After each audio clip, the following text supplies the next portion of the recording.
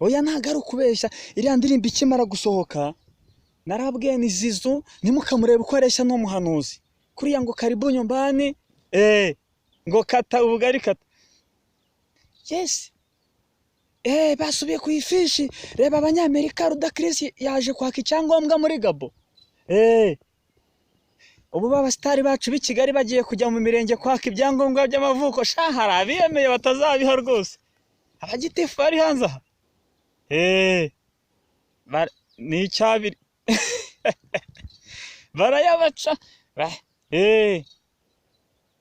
Hari n'umwongereza ngo wamanutse ngo muri Afurika, mbese bose benda bagaruka ku ifishi. Zizou ni umuhanuzi n'ubundi na Yesu ntibamwemeraga ngo se yari umubaji, none Zizou bamureba indeshyo ugasanga byakomeye.